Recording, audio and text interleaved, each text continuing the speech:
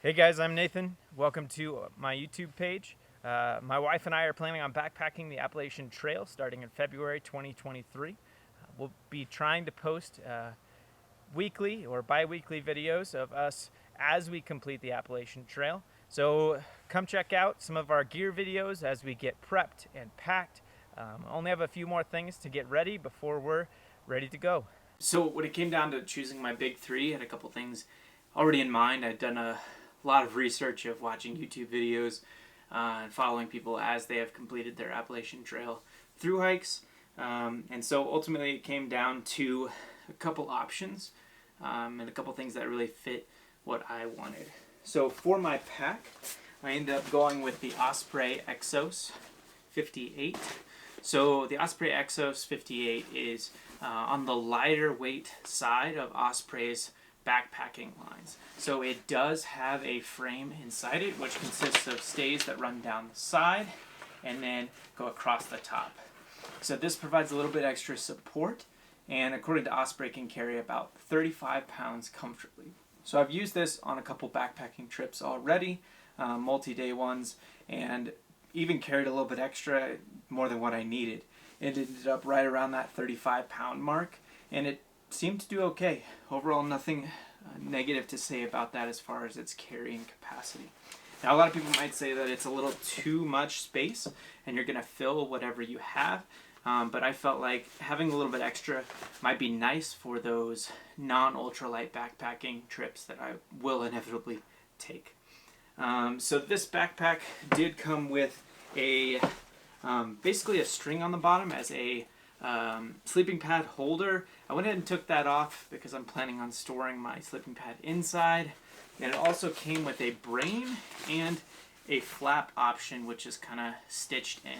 So I felt like I was not going to use the brain, and so I went ahead and took that off. It is fully removable and can be reattached if I need to, but that kind of cut down on a little bit of extra weight.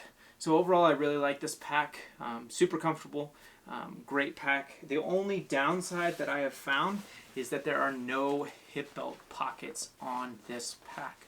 So without any hip belt pockets, there's not a lot of extra storage in the front. They do kind of make up for it with large side pockets, which can easily fit two large water bottles. You can put tent in the side, poles, anything like that.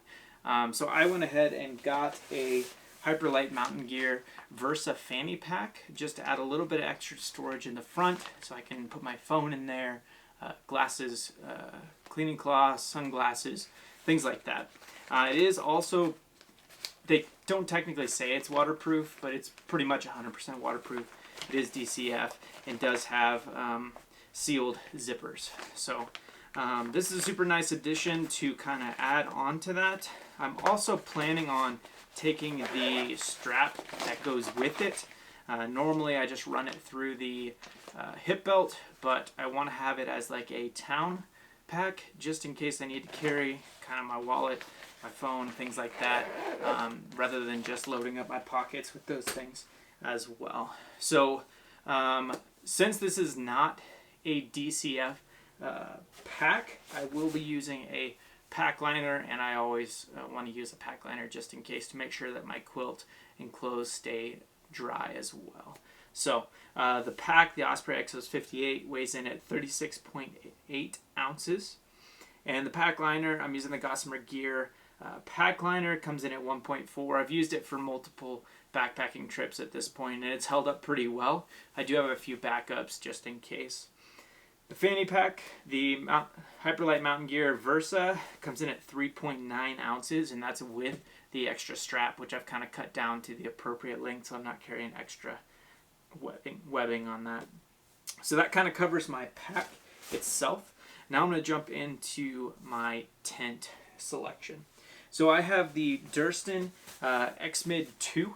So my wife and I are completing this through hike together, and we'll be splitting up the X-Mid 2 and kind of carrying that separately. So I'm planning on carrying the fly, and she's going to carry the body. and we'll kind of work together to spread out that weight a little bit. So the fly only weighs 21 ounces, and it is a trekking pole tent. So therefore, I won't need to carry any extra poles. We will have our trekking poles on us.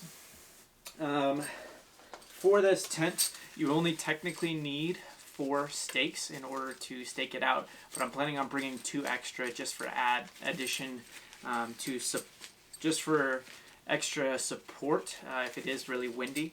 I'll be taking the MSR mini groundhogs, which I've used several times and had pretty good luck with, as well as they're super light. So 6 mini groundhogs, and the bag, the little stuff sack, coming at 2.2 ounces. So I think for that weight, 6, not a bad idea, just in case. So I've set up this tent a few times. I haven't officially used it on a backpacking trip, but it seems like it's going to be pretty well set up for what we're looking for, having 2 of us in there. So with the XMID 2, we did end up going with the regular version, not the Pro version, for a couple reasons. Price was a little bit cheaper for the just regular 2-person, as well as having a double wall tent fit a couple of those things we were looking for. So my wife is very cold natured, and I definitely don't want to be cold. So having a little bit extra warmth provided by the double wall tent made things a little bit easier for that decision, as well as not having to deal with condensation as much because of it having the 2-wall design. Another great thing is this tent is 52 inches wide and 92 inches long in the sleeping area, as well as you've got a couple corners and things to stick stuff. And so I use a NeoAir X-Lite regular wide sleeping pad, so coming in at 25 inches wide. And my wife uses the 20-inch regular version as far as width. And so it's super helpful to have something that can actually fit those 2 together. The previous tent we were using was a 2-person, but it was super cramped, didn't have enough headroom, and we were basically wall to wall with those 2 sleeping pads together. Another great thing is the double vestibule design. So you do have vestibules to store your stuff, and if you need to get up and go to the bathroom in the middle of the night, you're not crawling over anyone or exiting near a head or a foot out the ends. You're coming out the side and on your side specifically.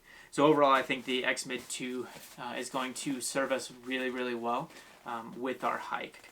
Okay, now let's take a look at the sleep system that I'll be using. I wanted something to sit on, and so didn't want to carry the extra weight of a camping chair, and so I ended up going with the Gossamer Gear 1/8-inch sit pad, which comes in at 3.3 ounces for the folded version. They do have a rolled version, but I just felt like the folded version would fit better into the back of my backpack, and so that's the one I went with. Another great thing is this unfolded is pretty close to the length of the NeoAir X-Lite, and so adds about a half an R value to the normal 4.2 R value of the NeoAir X-Lite, which is what I'll be using for this backpacking trip. So I have the NeoAir X-Lite regular wide because my shoulders are a little bit wider, and so my hands would tend to fall off most regular width sleeping pads, and it gets kind of annoying.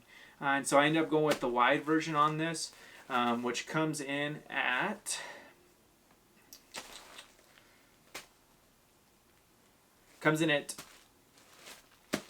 16 ounces with no stuff sack. So I'm not planning on taking the stuff sack. I just have it in it for storage. And so that will kind of cut down on that extra, I believe, ounce for that stuff sack. So in total, 16 ounces for an extra wide pad, or a wide pad, is a pretty good deal in my opinion. So those 2 together are going to kind of create that foundation. And then I have my quilt. So I will be using a quilt for this through hike. I have the Enlightened Equipment Revelation 10-degree quilt. So I decided to go with a quilt because it cuts down on the excess weight that's under you, which you're not getting a lot of warmth out of because you're compressing that down if you have a down sleeping bag. And so I went with the 10-degree to add a little bit of extra warmth, and then the Revelation specifically because you can unzip it fully and turn it into basically a down blanket. So if it does get a little bit warmer, I'll have the opportunity to kind of unzip that, stick my feet out, ventilate as needed. So with the straps and everything, it comes in at